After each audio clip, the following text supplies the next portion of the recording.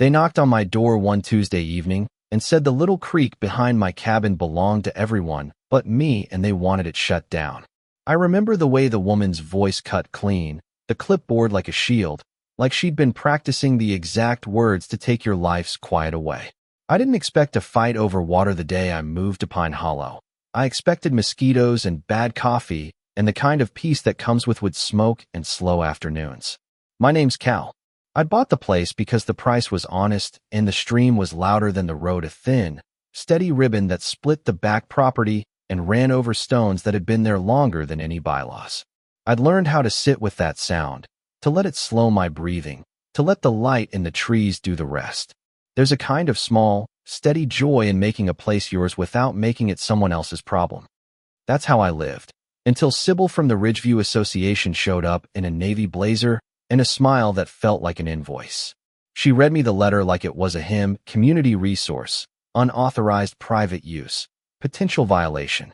I listened, half amused at first, because surely this was a mix-up, a rule misread, a clerk's mistake.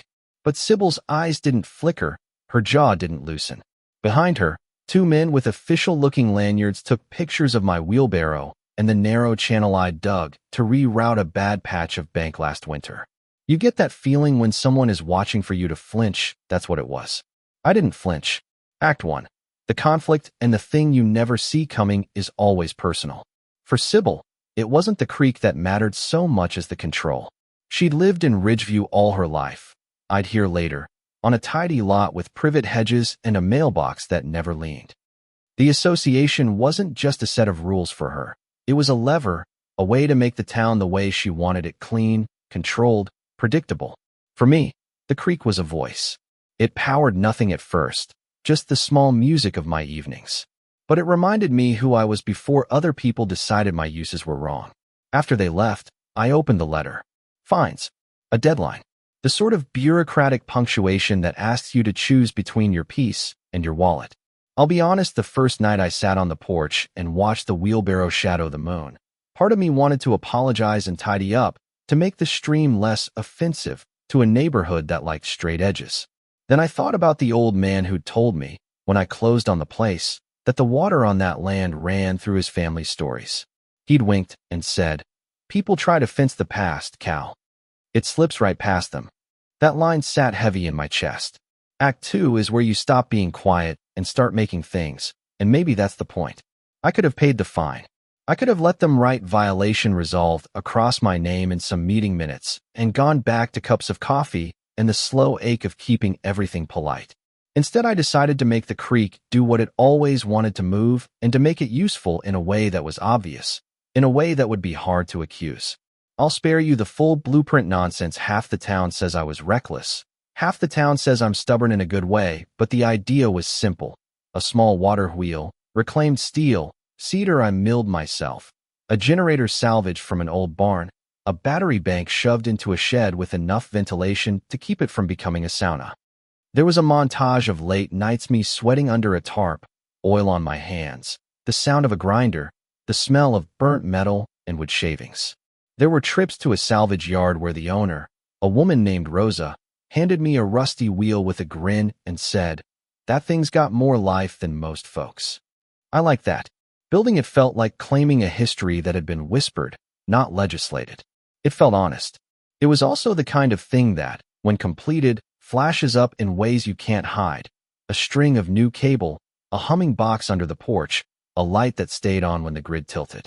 The first night, I flipped the switch and the bulbs in the kitchen breathed into life.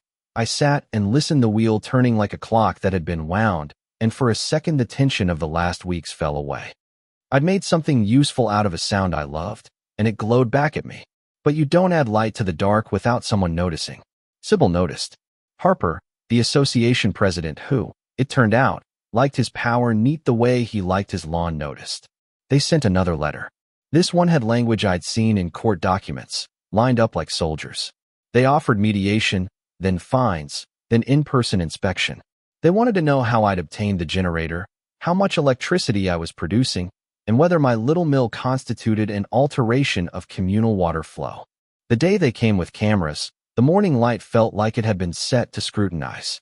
Sybil led the procession, clipboard, phone, the same smile that felt colder under daylight.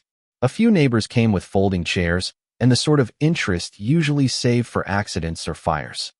I stood on my porch while they walked the property line like a jury. Sybil called out, "This is a public right. Mr. Blake, you can't appropriate what's meant for the community." I could see in her face she believed what she said, and she also enjoyed saying it. I didn't give them my temper. That's a slow burn you regret later. I gave them facts. Paperwork. I'd gone to the county office after the first letter. Because stubborn has to have a base of normalcy, it can't just be stubborn for stubborn's sake. There, tucked between land transfers and marriage licenses, I found old survey notes and a notation that the stream's riparian rights favored the land it touched, not the association's neat idea of shared creek. I printed copies. I photocopied stamps. I held the papers in my hand like a seed packet, and I offered them up when Sybil demanded proof. That's when she stepped closer. People remember the close things, the narrowness of a hallway, the smell of someone's aftershave, the way a voice loses its measured tone. Sybil leaned and said, "You think a piece of paper changes what we decide here?" She smiled like a blade. I told her the paper was only the beginning. The truth is the kind of thing that doesn't need a vote. It needs someone to care enough to point to it and say, "Here." I said it calmly. I told her she could take me to court, and she said she would. She said it with the certainty of someone who thinks the law is a spotlight she can direct.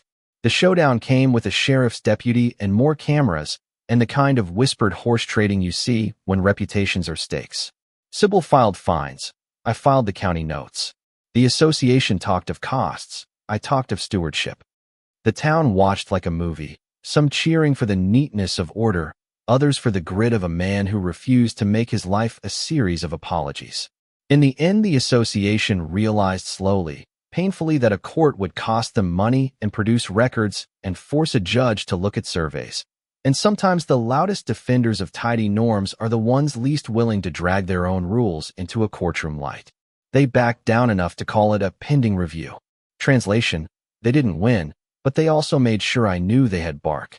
Act 3 is the satisfying scene that also leaves the audience arguing afterward. On a summer evening, I sat on my porch watching the wheel turn, the kitchen lights spilling warm against the dark, Sybil's letters stacked on the table in a neat pile like a small, defeated army. People walked by now and then, tilting their heads to the sound of the wheel, to the sight of a house that had chosen a different kind of electricity. A kid from down the road asked what it was like to make your own power. I told him it feels like plugging your hands into the world and turning a dial that answers back. But here's the part that keeps folks talking. I didn't drive Sybil out of town, and I didn't make an enemy of the association at large. I made an argument that stewardship and common sense sometimes look different from committee memos, that history and local knowledge matter, and that the way a community chooses to be governed says a lot more about its people than a set of rules on a website. Sybil kept her house on Ridgeview. Harper kept his prune hedges. My light stayed on. The ending isn't a tidy bow. A few neighbors still argue that I should have asked first. A few think I set a dangerous precedent. Sybil still writes letters. She's nothing if not persistent, and the association meets in a room with coffee and minutes and opinions. I keep a copy of the county note on the shelf, just to remember that the thing you love may need proof, and that proof may be a stack of yellowing pages or the patient work of making something that cannot easily be dismissed. If you pull back, this is a small story about a creek and a wheel and a man who didn't want to apologize for making a life out of what was already there. But it's also about how power gets exercised in tiny communities, not always by law, sometimes by habit, and the way people learn to speak first and listen second. You decide if I was a hero or a nuisance. You decide if Sybil was a protector of shared goods or simply a control addict with a clipboard. I'll tell you this much. When the lights come on at dusk and the wheel sings against the stones, I feel less alone, and that's the kind of thing that makes you stand up straighter. So tell me, which side were you on while you listened? Was the association right to worry about community resources, or was I right to turn the creek into the heart of my home? Drop a comment and choose justice or order, stewardship or regulation, or maybe there's a middle way we're all missing. Share your story if you've had a fight with the rules where you live. Tell me what you do or what you did. I want to know which parts of this made you nod, which parts made you stare, and whether, at the end, you think a little water can teach a whole town how to listen.